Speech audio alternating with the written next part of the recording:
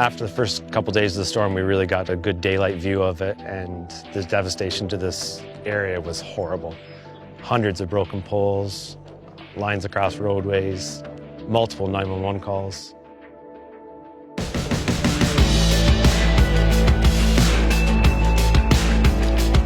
So as the storms progressed, we're into the last 120 to 150 customers in our remote areas of Mazinaw, Mackay, and they are definitely a challenge terrain-wise. The helicopters flying in pole steady.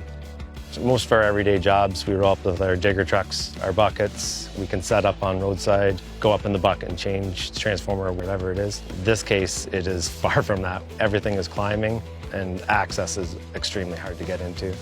We couldn't even see the line. We actually just knew we need to get the mechanical crews in here to clear the line, to then send damage assessors in to find out actually how many broken poles there were, how many transformers were damaged, and basically the access that's required to present a design to the lines crews so that we could get this executed.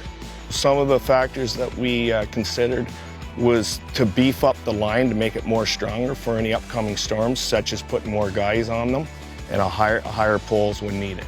The pole's stronger, it's bigger, a lot more wood in it. Also, we chose to use a number 2 conductor. It's a smaller conductor, so when the tree comes down, it'll break the wire and not the pole. Once all the lines restore, the forestry department's going to come back in with a broadcast seed application, and clover and all good sorts of grasses will come up for wildlife and just for the public, so they can utilize this right away and maintain it in the future. The teamwork on this storm has been unreal. It starts right from the office staff to our data assessors, to our forestry department and our lines, and working together hand in hand. It's been amazing, and we've needed it in this storm, that's for sure.